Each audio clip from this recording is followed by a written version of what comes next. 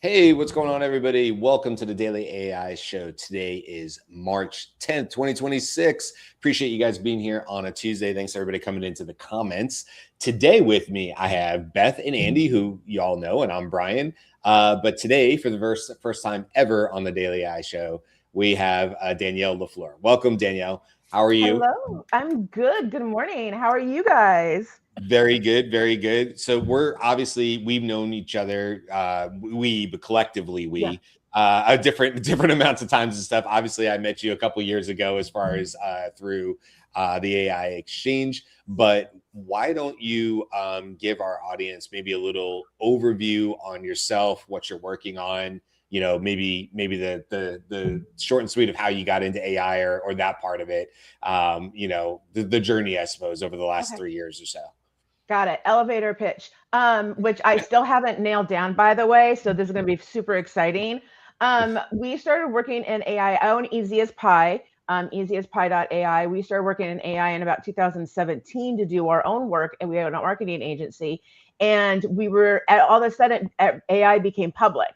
So we decided to switch our entire company up and become a full AI studio and AI suite because of that. We work mainly in ops and product development are the two main focuses that we do. We do software development for clients that want new software systems or want to build SaaSes. And operations is our area of expertise specifically, like Brian. So Brian and I get to jibber jabber however much we want to do and talk about let's make ROI. And so that's the summary of what we do. I have an amazing team, very thankful for them. I have realized that all of them are way smarter than me, but for some reason I'm on this show and not them most of the time because they're hiding behind computers and they have no desire to do anything social.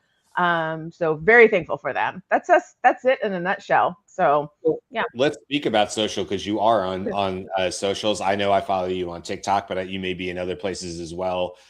So why don't you help our audience out, and we can throw it in the chat as well. But website, obviously, first, and then how would people continue to follow your journey?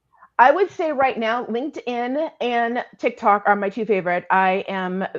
TikTok's my favorite platform because I don't have to put on makeup. I don't have to be professional. I can randomly swear. It's fantastic. So that is a little bit more authentic me. LinkedIn as well, which I'm starting to treat like TikTok. We will be starting our Substack next month. And we have a YouTube channel, which we will be obviously streaming this show on as well. And it's easyasPie.ai. Everywhere is easyasPie.ai for all the socials. We are on Instagram and Facebook and all the others, but I really am not personally active on them. So if you do want to reach out to me, TikTok and LinkedIn are your best bets. Yeah, and I'll just say, and from knowing you over the couple of years, I highly recommend people following you. I know I guess LinkedIn I don't see as much, but let's just hold a moment for how much LinkedIn has, the bed over the last year or two, as far as making it easy on people to follow people you actually want to see. That's a LinkedIn problem, sort of an AI problem. I guess we could say that's an AI thing. But regardless, I know I've seen a lot of your comments, and your posts on TikTok, and we're gonna circle back to it, but we'll hold on to it for now. You actually have a really cool recent post, which I love. That I was like, I want to know everything about this. So we'll hold that for a little bit later. But thank you. Glad you're here. Yeah. Appreciate you being here. And I think, reasonably speaking, I know we kind of looked at your schedule. This is like behind the scenes stuff, but I think we can reasonably expect you to, pop in about once a week as available, with your schedule and how busy you are. So we do really appreciate you doing that and being part of the, as we call it, the DOS crew, the Daily AI Show crew. So if you ever hear us say DOS crew, it just means. I feel like I finally made it, Brian. This is the pinnacle. I feel like I finally made it. So yeah. Hey, you know what? Episode 672. Beth? Oh, that's going to be my new magic number then. That's the new magic number. I think it's 7. 677. Yeah, sorry. 677? 5. Beth and I have to do the fast math all the time to figure out what number we're on. Because if you're a super nerd, you know that Tuesday shows are either 2 or a or 7. 7. Yeah. Yeah. Okay. Gonna be a nerd. Yeah. So anyway, welcome to, and so like I said, we both have Beth and Andy here as well, and I'm Brian. So let's get into some of the news today. And there's been some nice follow-ups as far as not nice, but like, follow-ups as far as the Anthropic and the Pentagon, which we need to talk about or whatever. But I thought I'd talk about something that is always just kind of more fun to talk about, and that's robots. Yesterday we talked about really cool. We were saying Andy was definitely schooling me, although Beth, you said you were ready to talk about it too. I definitely didn't know about the neurons on the brains on the chips. That was actually the title of one of our show yesterday. What was it? These are your neurons. These are your neurons on chips. Our title yesterday for our show, when I processed it, was AI built a brain on a chip? ? You got to throw a question mark on there. It makes people want to see the episode. There's my marketing 101, Danielle, in case you ever want to throw in with your expertise. That's about as much as I can tell you about it. As a good question mark goes a long way on a hook. 100% always add a question mark. The hooks will fly off the chart with the question mark. So anyway, I want to talk about robots because let's see, Helix 02. So this is from Figure. I was like, it's not Helix, it's Figure. So we've heard about Figure. Figure has been making humanoid robots now. They might make other robots actually, but they're Figure 03 and Helix. I'll bring it up on screen here because they came out with an update on their Helix 2 robot. And I'll just kind of let this play in the back and on the screen. If you're not watching, if you just listen to us, it's totally okay. You can always go look up the Helix 02 or 2. I'm not sure how they say it, but it says living room tidy. You could literally just go to figure.ai and it's going to be the first thing you see. And I think there's really not a ton here to talk about other than we are just continuously seeing, what I would consider to be rapid advancements. It just doesn't feel like that long ago when the robot would have just crashed instantly trying to move around the furniture, right. And I'll scroll down here because there's because what we're seeing is a robot in like I'm not going to say a typical living room, but a nice modern space for a robot to walk around. Yeah. There's no children in this house or pets. Great. No pets, no children, no Roombas. But now with a spray bottle, hand able to spray and wipe with a towel. Here's my favorite move, over the shoulder. That's my favorite move right there. The over the shoulder with the towel, as if it was like a barkeep or whatever. Also, you'll see here, we'll let it keep playing. But anyway, it's the whole point of this video, and Figure talks about it, is like a big ask if you're going to have a home robot is to do house tidying, but like it just needs to know. It needs to know how to do the house tidying. And so it's just going and showing that this Helix 2 is, dexterity, balance, its ability to understand the area. It's cleaning up now and putting, I don't know, it looks like toys, actually not like a trash bin, but like toys in a toys bin or something. It's hard to tell. It also has a cool move where it flips over the remote. It seems silly, but the remote's upside down in its hand and it knows how to flip that over. And then here's my favorite part coming up. Oh, it is tidying up because it's taking, Pat's watch it. Okay. So anybody watching, it stops at the end of the couch with the tidying basket and is like, okay, I'm going to put that down. Maybe it goes there. Okay. Look, the pillows are messy. So it takes care of the first pillow. And I don't know if this is like somebody remote doing it, but watch it throw the second pillow into place.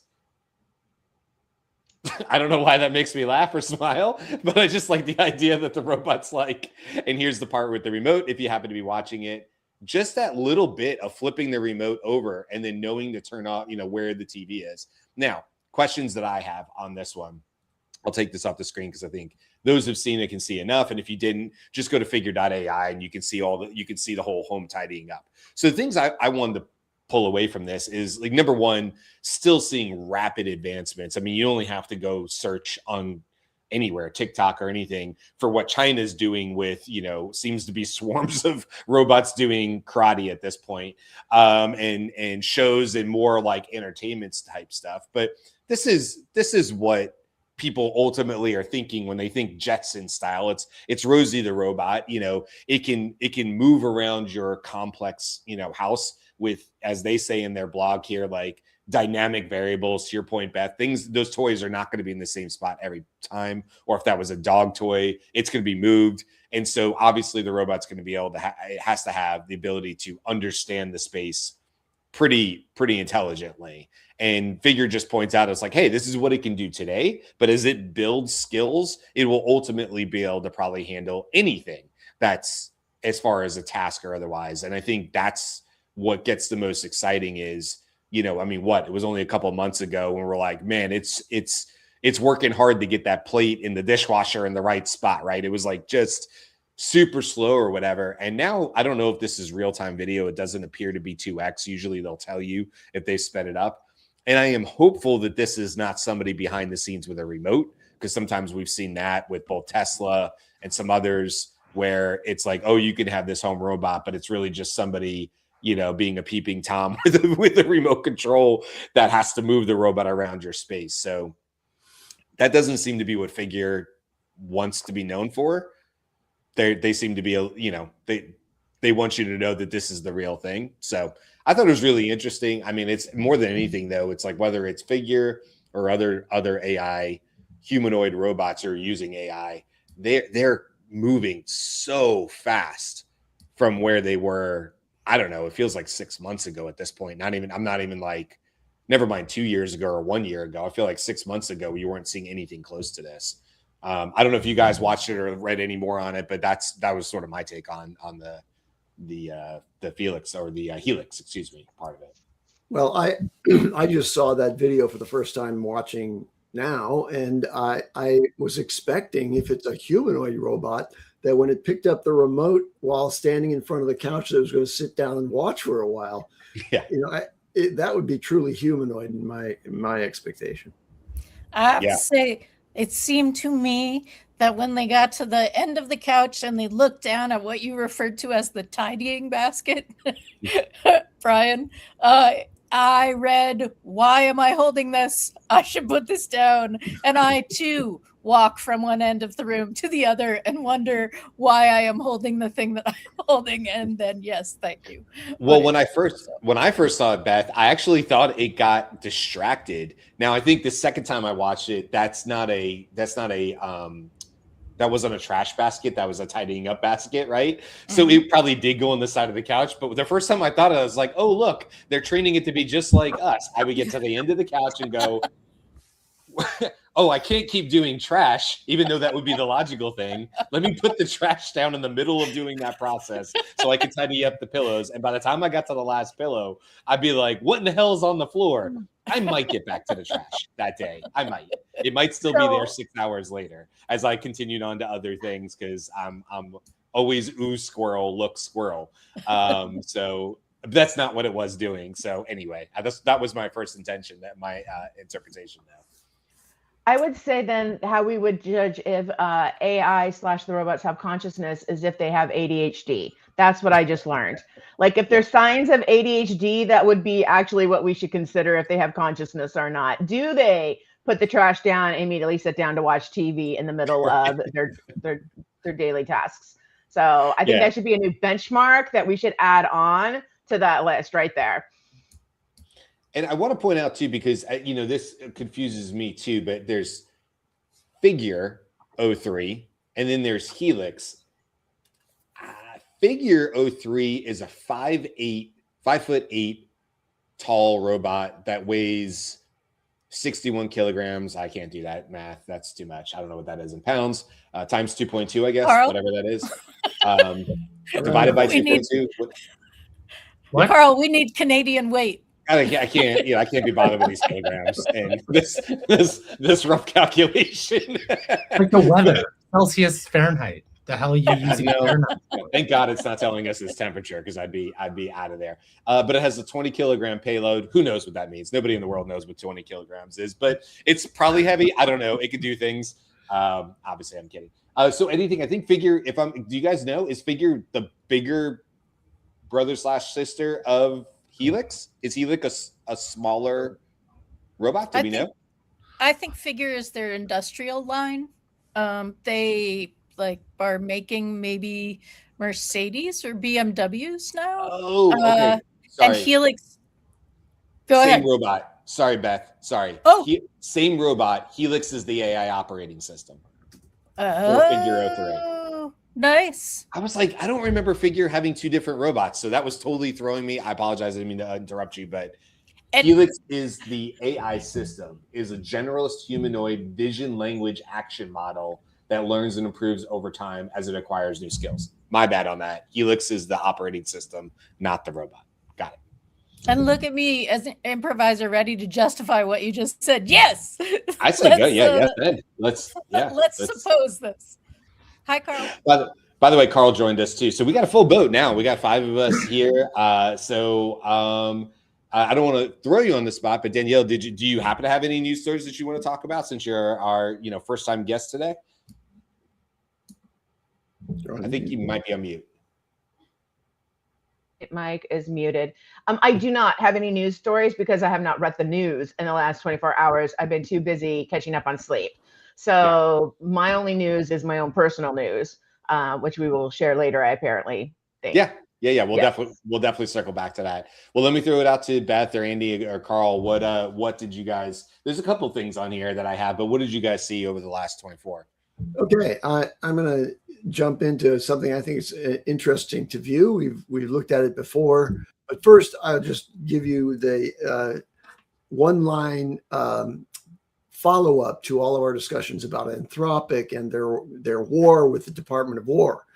And the news of the day is really from yesterday, is that Anthropic did as they said they would. They sued the Department of War for illegal retaliatory action against a domestic company, which is not involved, in any war directly, right? So it's really quite remarkable, and I hope that legal process removes the designation of a supply chain risk, which means that for the Department of War, Anthropic can't currently be used, and there are major companies that are removing it from all of their operations that impact the Department of War. Okay, but more interesting than that is that A16Z, which is Andreessen Horowitz, has published again their top 50 Gen AI systems out there. Apps, right? Yeah, so I'm going to share my screen here. If you can put that up. Sure. Great. Let me just bring this up here and just say that what A16Z does is they try to identify which generative AI products are actually getting used by mainstream consumers. So this is consumer use, not API use, right? So they publish this top 50 Gen AI web products, which includes, all of the web-based interfaces. And they also show another panel on the top 50 Gen AI mobile products, and those are slightly different. So I think it's interesting here to see that on both web and mobile, Canva is up there near the top. I'm impressed by that, and especially because on mobile, I can't imagine people doing a lot of graphic development and I don't know, there's a wide range of services that you can use Canva with, but Canva in the number 3 spot was a bit of a surprise to me. Can I call one quick thing out on that, Andy? Yeah, go ahead. Canva. So just so people know, this is their 6th edition of this. Canva and some other tools that use AI but have been around for a while were just added into this qualification, into this ranking. So just so anybody else knows, it's not that Canva propelled from under 50 to 3.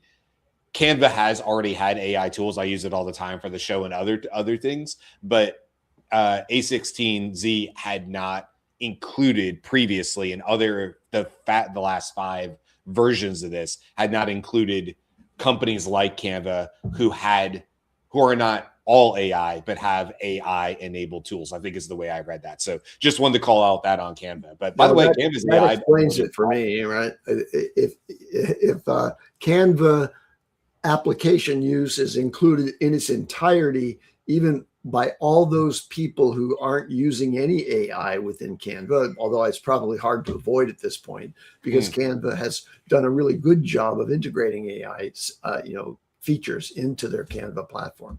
Yeah, because they're AI. It's sort of like people using an iPhone and saying, "Well, I don't use AI, right? I just use autocorrect and I talk to Siri sometimes." Yeah. Like, no, if you're using Canva a lot of the time, you are using AI, whether it has the little like AI star logo next to it or not, right? Yeah. So now let me add another bit of news, because this listing that you see here is from January. So this is based on monthly active, unique monthly visits in the month of January.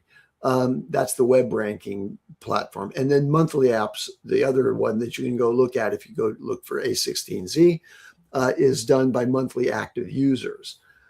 Now, Grok just posted on X that they have surpassed DeepSeek and Claude to become the number 3. You see they're number 5 on this chart right now as of January. Well, as of early March, they're up to number 3 with 314 million monthly visits. Which is what, about 1/3 of OpenAI, right? Right now, OpenAI is still far out at not even close. Yeah. ChatGPT is 5.7 billion. Monthly visits. I thought it was 900. Yeah, so Grok at 314 million passed Claude, which isn't focused on the consumer market until very recently. And very recently, when the sort of blowback from the Department of War fracas was happening, Claude jumped to the number 3 spot, and then it bumped back down a little bit just recently. So just to put the numbers in context, Grok at 314 million. Gemini is the number 2, as you see here on this chart, with 2.1 billion. And ChatGPT is the number 1 with 5.7 billion visits. And then Claude, by the way, is at around 201 million monthly visits compared to Grok's 3.14. All right. So I want to point out one other thing, which is I liked seeing Gamma still at number 28. Gamma is just an incredible product, and we don't say much about it anymore. But wow, when it comes to doing presentations, now you can do them easily in GenSpark and elsewhere. But Gamma is really the AI-powered presentation generator par excellence, and I'm glad to see that's what we use to at scale.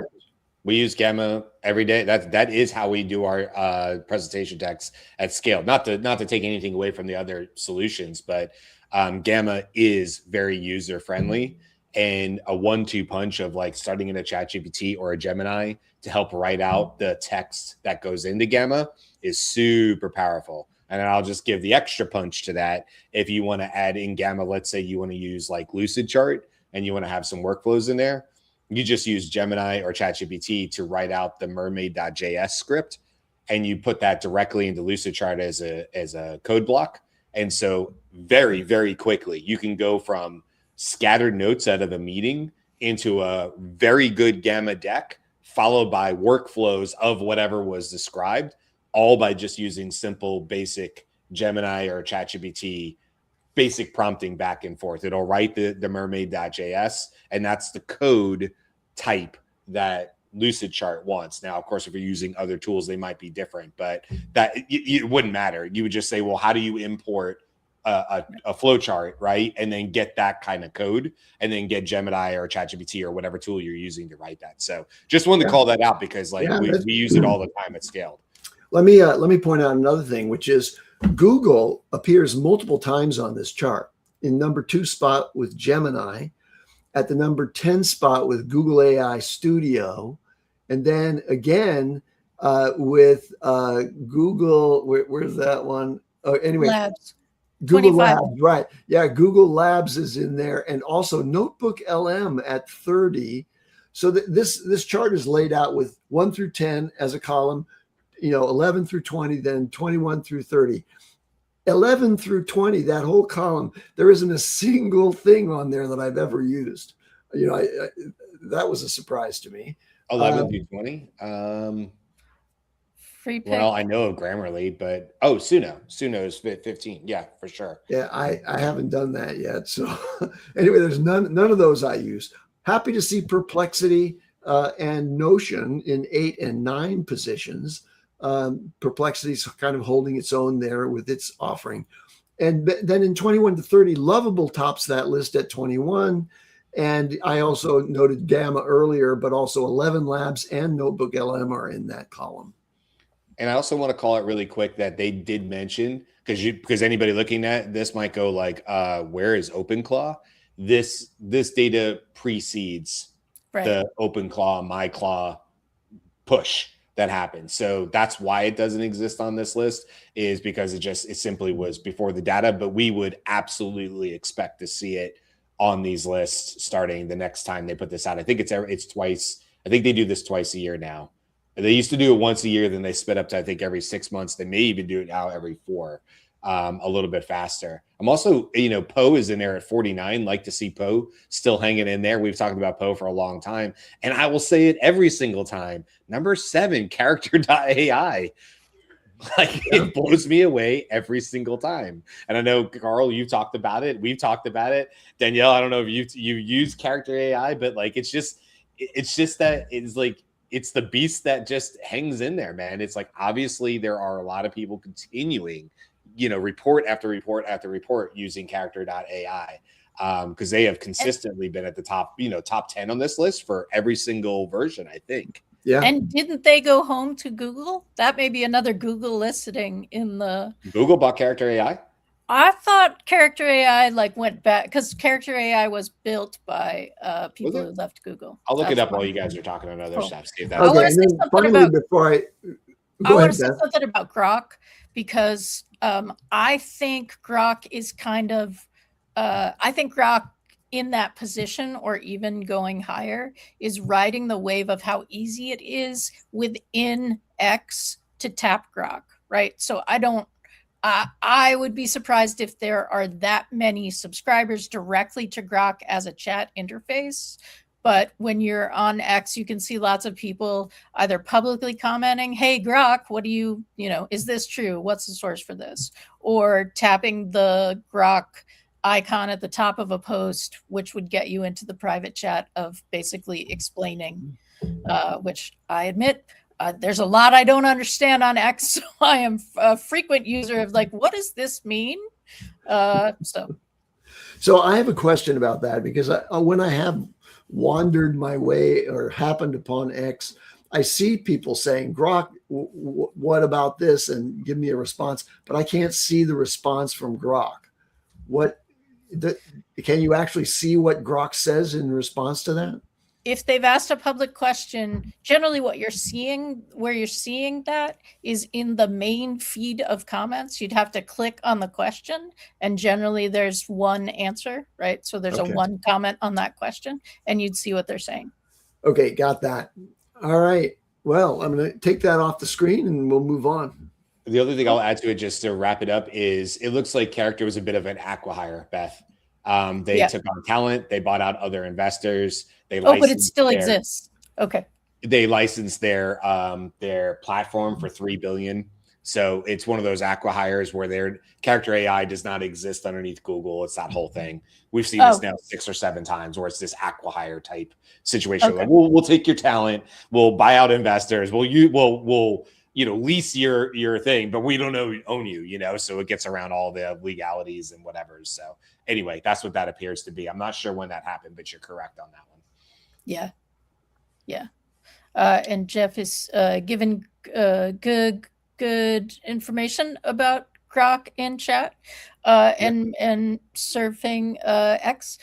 So this happened last week. We did not talk about it, but it seemed like notable enough to bring out. And I should not speak before I know what I'm going to say. Netflix was purchased by Artist Equity. No, Netflix acquired Artist Equity. Yeah. And which is Ben Affleck's AI filmmaking startup. Mhm. And the idea about this, it's sounds like another acquisition until you know like what it's signaling, because content companies aren't building AI production capability, they're buying it, right? So that's training data, that's I think largely that's training data, right? And the first one is Netflix. So the question isn't whether Hollywood uses AI, it's whether they can use AI without losing the creative talent that makes movies worth watching. And this is a move in that direction. It follows Seed Dance, $8 a minute kind of AI video versus tens of thousands in Hollywood production costs. Luma agents were creating autonomous creative campaigns a week ago. So this is an interesting move, not just should we use it, but who should we buy in order to get the data that we need to use it. Yeah, if I remember right on that story too, Beth, is that it's like a 6-person team. This is not a major, this is not a it's small, right? Ben Affleck had started this up, or maybe him and others. He's coming on as like creative consultation, right? Like they sort of put that in there, whether, maybe that's just to trump it up or whatever. What I will say is that, this is a big deal because Ben Affleck is a big name, and anything that's coming from an actor and director, accomplished actor and director, supporting AI. But also it's clear to point out too, like this is to like fill in and help with certain parts of it. I don't think the intent of this company was to fully create net new, as opposed to be an AI tool that filmmakers might use to correct, to fill in. Probably in a lot of ways, they already use other tools. Let's be honest, that probably also have AI integrated in them. These professional tools probably already do use AI in some sense. So I think this is important. And the other thing I'll say really quick is, if anybody is like, for anybody that only knows Ben Affleck from his maybe more public persona or his relationships or whatever, or maybe you don't, like the guy is, sometimes people feel like he's a curmudgeon or whatever. What I will say is, if you ever listen to this guy speak about both AI and just film in general, he's insanely talented, like smart, and like the stuff he comes out with off the top of his head kind of blows me away. And so I've heard him speak a couple of times on stage here or there about AI and filmmaking and stuff, and he is up there with anybody else that we would follow or listen to or talk about or whatever. I just feel like he seems to have his finger on the pulse of what's happening, and from a really important seat, which is in the business, both as director, both as screenwriter, and as actor himself. He kind of fits in a lot of different seats in that industry. Whether that he brings respect with his name or not, whether this helps with Netflix by him being attached to it, I don't know. But I do think, like, to your point, it's like, it's one of many to come. And it's like testing the waters, dip your toe in. You're like, oh, is there any reaction there? Oh, no. Okay. Well, then we're probably clear to do the next little thing, until what we're really seeing is Netflix is creating entire, maybe net new series that are entirely AI generated with no human actors in it or that kind of stuff. So yeah, I'm glad you brought that up. I didn't realize we didn't talk about that last week. And I'm still making the prediction that the first non-human actor participants will be animated films where we don't notice it quite as much. Yeah. Well, you don't have to jump, like Jimmy would say, you don't have to jump that like Uncanny Valley, right? It's animated, so it, Right. But also we don't see the voiceover acters, right? Like that's not a direct relationship that we have unless they're a famous voice that we recognize. Yeah. So, well, cool. Carl, you've been a little bit quiet I know you jumped in a little bit ago. What are you seeing? What are you news? Yeah, there's a couple of things. One is I think I just saw that Meta just bought Moltbook. So we talked about that a while ago, where like it's that social app for agents. So they just bought that. I also saw that Google rolled out a bunch of new stuff for Gemini in Sheets, Docs, Slides, and Drive. I'm not sure what. I think it's a bunch of new features there. So if you are on that platform, I'm not sure if it's just for Workspace, but I think it does a little bit more for you. So there's that, and then Google throwing Sheets of bone after everybody's coming out using Excel, including Google. yeah. Actually, I wanted to,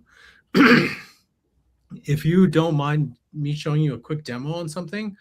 Sure. I didn't realize that this was a thing, but I just realized it now, and I thought it was fantastic for those who use Google Sheets. I mean, not Google Sheets, sorry, Claude and Excel. So just put that up.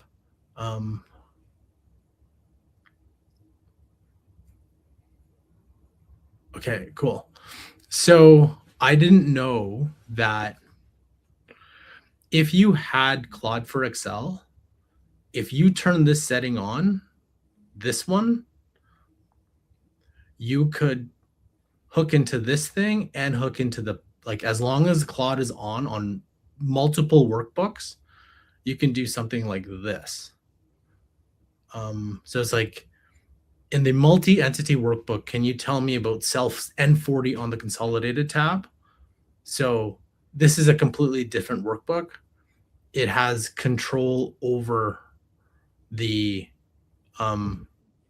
this tab here. Like you can actually read it, but then it can actually go in there and build stuff in it, which is, I thought was really neat. So if you're connected to, so like in the hold on. And just speaking while you're showing this is not just multiple sheets on a workbook, but literally different workbook files. Yeah, so I'm saying, hey. And what's interesting is it's referencing that there is a separate agent on that workbook. So it spawned an agent to do the task in the other workbook, and now it's coordinating with that agent. So as you can see here, in this workbook, it provided that data while providing this in here, which I thought was really neat. And then I'm like, in this, now I want you to create a dashboard. And so because it's connected, now this thing will start creating a dashboard in this here, like based on this. So I thought the use cases of this for like a lot of our clients and businesses are like, damn, that's amazing. I was like, I didn't know of this until one of our clients like, hey, what do you think of this? And it's like, I'm not sure. And then it's like, now it's because of its connection. Because I think the limitation that I initially thought was like, hey, it's only localized to the one workbook, no matter how many tabs. But now I'm like, oh, now as long as everything's on, then I can do that, which is crazy. And it's like, and I have a PowerPoint while I'm at it. So it's like, hey, go to the PowerPoint, add an additional slide based on, service line profitability from this tab. So this could be like my main controller of other sheets. And then that's kind of interesting how Claude did it this way. I don't think many people know that you could do this until I'm like, holy smokes, this is outstanding. I don't know what the depth of how many I could do, but I could Claude and Excel can control, and then vice versa too. Because I would imagine I can do it's doing it the exact same thing here. Yeah. So for those of you just listening, what Carl was showing was this interoperation between first multiple workbooks and then with PowerPoint, because Claude also has a PowerPoint extension. Yeah. And it then in the panel on the right that Claude is dialoguing with Carl about, it said, okay, I've gotten this information now. Now I'm going to send it to the PowerPoint agent.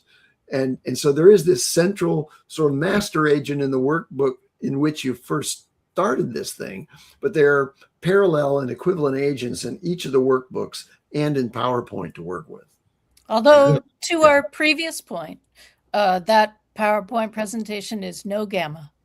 No. No, it is not. No, And look, it this not. is if you just pair this with what we saw literally came out in the news yesterday morning, right? Is like we were talking about it right as we got going on the show, is the Copilot Cowork, which Microsoft is doing. So now take everything Carl just showed you and realize that somebody in Cowork could manage all of this probably with multiple workbooks, with PowerPoint, and that's only going to grow within that Cowork environment. So this is, if nothing else, just a precursor to how impactful that's probably going to be. If you can basically be in Cowork and manage into SharePoint files, manage into workbooks, of course, where it's got row level permission and access level permission, role level permission is what I want to say. This becomes, really, really powerful. And that, it was after their show that we started to see more and more people. Ethan Malik talked about Copilot Cowork, and it was going into the news things. We just happened to catch it in an hour right after it came out. But I think this is going to be, if Microsoft doesn't somehow shoot themselves in the foot, this is going to end up being a really, really powerful tool, I think, inside of people's 365s, depending on who gets access to it and those kind of things. And it's too early because it's like beta level and not everybody has it. But it looks like it's released to Gemini Pro and Ultra subscriptions. So it looks like it's part of the Gemini. Gemini? What? Did you not just say? No, sorry. For Microsoft. For Microsoft. It's Microsoft. Yes. Sorry. Yeah. That's hilarious. It was the Google Sheets thing that I was still on. It's called the Frontier program. So your company has to sign up for it. Because I know some of our clients are on it. So they got the initial, what was it? That was a big thing. Oh, there was like a chatbot that you could build, but you were only allowed to build it in the Frontier program. But when it came out, it was like kind of not what you expect. So whenever I see, I was like, all these people are hyping up Cowork who have never actually tried it. And I'm like, literally guarantee it's going to be Microsoft. And then you're going to be like, hey, how come this doesn't work? Every single time, how come this doesn't work is my favorite line. I was like, how come this doesn't work the way this does? How come this doesn't work? How come this doesn't work? I'm turning this off. It happens every single time. And I was like, no. I've been bitten way too many. I was like, no. I do not believe anything. No matter what you say, what you do, just no. No, not at all. Jennifer saying we need Gemini Cowork ASAP. I fully agree, whatever version of that is. And I'm sure Google's working on that. But yeah, I can't wait. I can't wait for something a little bit more cohesive across Gemini Drive, mainly because I use it personally. We use it for the show and I use it for Scaled. So my life is kind of a Google shop versus a Microsoft, although we dabble in it for clients, obviously, to do work like you do, Carl. It's not where I personally spend a lot of time. So I can't wait till we get more and more of the Gemini type things and more of a Cowork or Cowork, I guess, type scenario. The new Google Workspace CLI, though, isn't that kind of their answer to it? It might be, and it might just be that I haven't dug into it enough to know really what the true capabilities are of it. But yeah, it's a good call out for sure. Yeah. But it's a different thing because the minute you say, don't you, isn't that the Google Workspace CLI? It's like, yes, but that's not Cowork. Right. I mean, the minute you say CLI, like Cowork people are like, no. Yeah. Thank you. I would imagine right? I think the Neuron said something about ChatGPT or OpenAI like in the works of their own Cowork type thing. Yes. Although I would say if you know how to use Codex on the desktop, it pretty much does it. Like, okay. You told me to use Codex on the desktop, and I am now like, I have not coded with it yet. I have just had conversations back and forth. It like creating things. Very cool. Very cool. Yeah. You know what is useless? Sorry, one more thing. The most useless thing right now is the ChatGPT desktop app. Completely irrelevant to anything. Like, I don't know why you even have it. Like, who's the engineers who are taking care of it? It's like, this is the worst job. It does No. not. I downloaded and immediately stopped using it. I'm like, there's no point. There's Just nothing. do it in the Chrome extension and be done, Yeah. or a tab and be done with it. Useless. No, and the people who used to be doing the desktop app are building their co-work thing that leaked that they're going to come out with, right? They Right, took yeah. all those people who were like, nope, that's Useless. I want to call this out really quick. I see, as always, by the time. Yeah, okay, so first of all, I wanted to call this out because Greg, who we talk about all the time. Greg is one of our longtime, not only just listeners, but interacts with the show day in and day out, and so we love Greg, and as well as everybody else that's in the comments and stuff. But Greg said interesting, and there was a pause in there, and I was like, he's gonna say this is dead, and this was the next comment he had. AI is the death of spreadsheets, dashboards, for that matter, because that is a very Greg thing to say. Is like, this is cool and all, it'll be gone next year, which I want to bring up because then somebody else also said, you I think sparked some conversation there, Beth, about 2027 and Propagander 011 or 11. Oh yeah, the Randy Macho Man. That's right. I always love the image on that. We are one spark away from recursive AI discovering something that's going to make this whole thing explode into us just sitting back and watching it rebuild the world. 2027 is a agentic revolution. That's definitely more on the Prometheus side, as we talked about many times before in here. So just wanted to call it to people. I mean, look, we're so lucky. We have so many folks, chatting in live in the chat and bringing their thoughts and ideas and into the conversation. So as always, we just want to let you guys know we see you, we read it. I'm always reading it if I'm not talking, I'm trying to catch up. And it's actually getting harder and harder to do, which is credit to y'all and the show growing and stuff like that, because there's just so many more comments in there now. So it's actually harder to keep up with the comments, which I think is a good thing in that sense. It means we're growing and we're getting bigger. Now, with that in mind, Danielle, I want to throw it back over to you because we did tease at the beginning that you had some really kind of cool news. I saw it on TikTok. I'm not going to spoil it. So you kind of share what happened over the weekend because it's pretty cool. I won a hackathon. So won a hackathon, which, by the way, I find interesting because I've never entered a hackathon before. So I am 1 for 1. Yeah, one for one, won a hackathon, which I find. So I had an amazing team. So I wasn't by myself. I peer pressured 2 of my friends to join in with me at the very last minute, Dan Geller and Vanessa Chang. And Vanessa is very active on TikTok as well. She's Think with V. Dan is not on TikTok unless we drag him in to some of our lives. And I know, right, Greg? Quit now. Like, legit quit now. Like, I feel like you hit the top end on the high note, like a Seinfeld show or something. So yeah. So it was very interesting. I didn't know what to expect. I was really nervous. I didn't want to do it by myself, but the hackathon that I joined, which was Sabrina and Marcin, they put together a hackathon. There were 2,400 participants, over 350 teams. But we did get seed money, which is fantastic. So we have seed money to start the project up. We have created a wait list for beta testers and users as well. And I have to tell you, the whole experience was not what I expected, but also what I expected. When I think of hackathon, I think of those of us that have a lot of gray hair, of LAN parties. Like, I was expecting like a LAN party kind of experience. And the fun thing about doing this, because we were virtual, but everything was tracked, was the community in and of itself. I thought there'd be a lot of competition and a lot of people like hoarding secrets, but there was a lot of sharing, a lot of conversation, a lot of, hey, you're doing a really good job, really proud of you. That's a great idea. And I think the community itself really shocked me. And I had such a good time over the weekend. I think I will do another one, but I understand, Greg, what you're saying. Quit while you're ahead. Because, my God, I lost my crap, by the way. I've been eating chocolate and trying to regulate my nervous system for the last 48 hours, nonstop.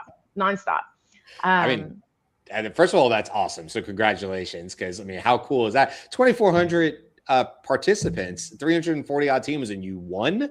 That is an amazing stat. And hopefully you'll be able to share with us more over time. I mean, do you want to shout out? I don't care. I mean, like, do you want to shout out where your waiting list is? What the thing is, or even just a brief explanation of what it was you built? So yeah, we built a spam protection service or product or whatever we're calling it. I really don't even know, because I don't think we even thought that far ahead. But one of the big things that we were discussing was the fact that we get those text message spams all the time. But the stat is over 4 billion elderly were scammed out of $4 billion in 2024 alone. And that's the elderly population.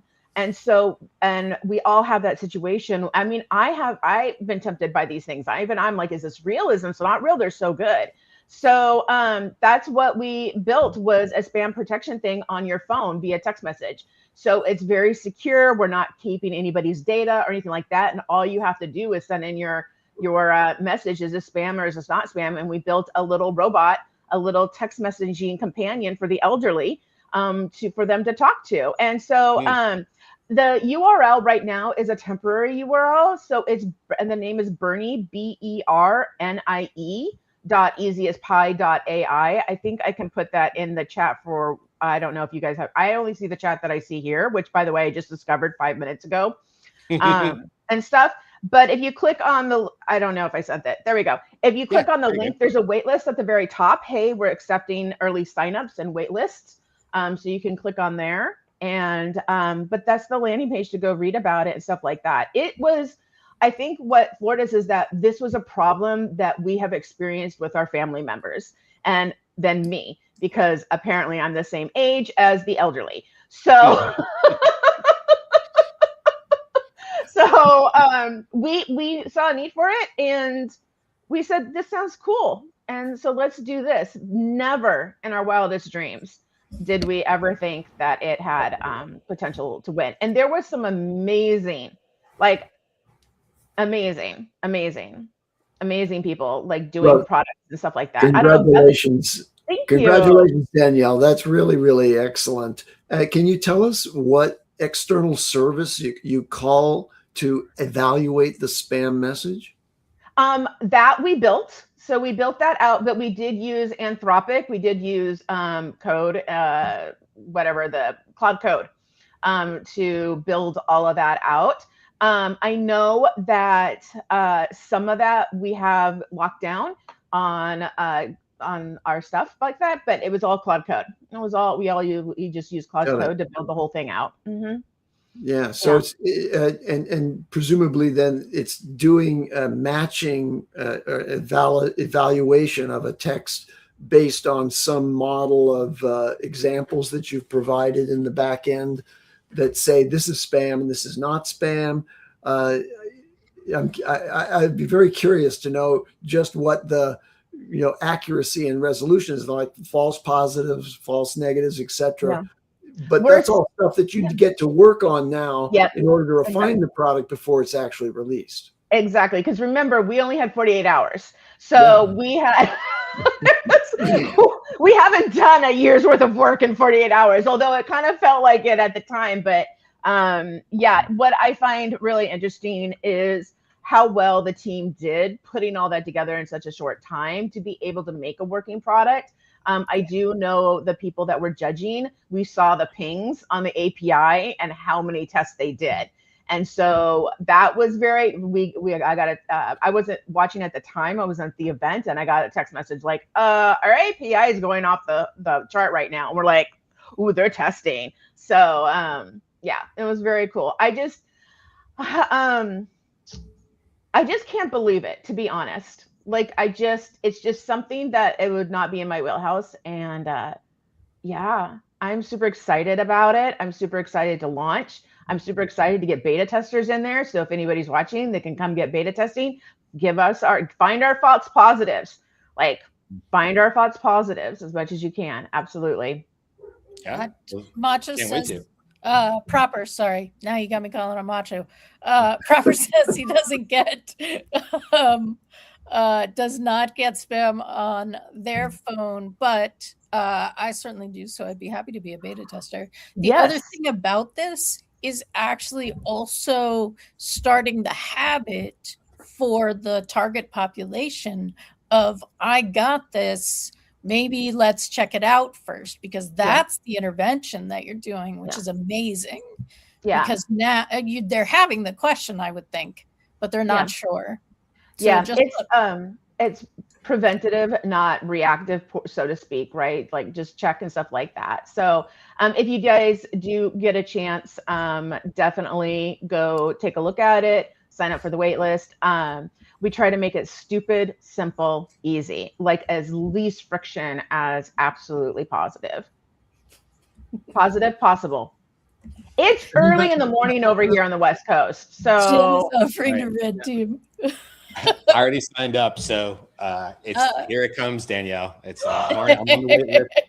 It asked me very simple. It was asked me like 3 questions, and I was on the wait list. So for anybody wanting to do it, it took quite literally 20 seconds to get on the wait list. So everybody should go help out Danielle and their team on that.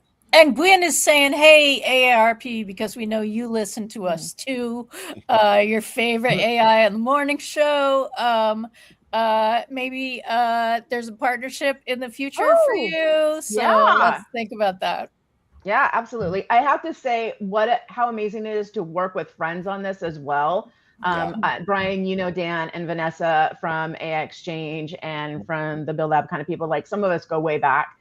And so being able to work with people that we've known for years is always very exciting as well. Carl, I think you know them as well, Dan and Vanessa. So yeah. And we did have a good question. Is this only for the US right now? Yes, only for the US. But it was brought up when we were when we did one, there was a lot of chitter chatter, obviously, in the comments, and somebody said you should do this in other languages. And that was something we never thought about. And that was immediate, like, oh, that's actually a really good point. Like, we definitely need to be able to add other languages. We definitely want to get the MVP out as fast as possible because but the feature request thing will be high on our list because obviously we want to make this as robust as possible as time moves on. And Gwen is asking us to put the name on the screen again. So 1 second, let me scroll back and find it again. Where'd it go? Oh yeah, please, Canada. There we go. It's for anybody listening. It's Bernie BERNIE .easyaspie.ai. So there you go, Bernie.easyaspie.ai, and that will take you directly to the page, and you can see the join the wait list, which is right at the top, as well as there's a nice splash page there as well. All right, well, listen, we're going to wrap it up for today. Danielle, you did amazing. Thank you so much for hanging out with us, and can't wait to see you again next week and the weeks after. So very cool. Hope we didn't, scare you away or anything, and you want to come back. I guess that's the first thing, right? Do you even want to be part of our friend group? Do you even want to be here? Like I said, I was telling Beth earlier, I finally arrived. Like, this is like, like we won a hackathon, but now I'm on the Daily AI show. Like, I have arrived. So super excited to be here. In line with a hackathon, where I don't think so, but I love that you said it. So yeah, well, listen, we appreciate you being here. And hey, everybody else, don't forget, we have shows coming up the rest of the week. I think Jimmy will probably be in tomorrow. It typically is on Wednesdays, and he hosts. So that means we'll get probably some pretty good sci-fi, AI and science things. I think Anne's at a conference, so she might be with us at some point this week, but she was pretty busy. And then, of course, you got the rest of us. We're popping in and out as we can this week. So more live shows for the rest of the week, plus the Conundrum episode that goes out on Saturdays and the newsletter that goes out on Sundays. And then, of course, we have our community that you can certainly join if you'd like to be part of the conversation. That's the Daily AI Show community.com, and it'll take you to the Slack sign-up page. It's free. All these things are free. We don't charge for any of this stuff.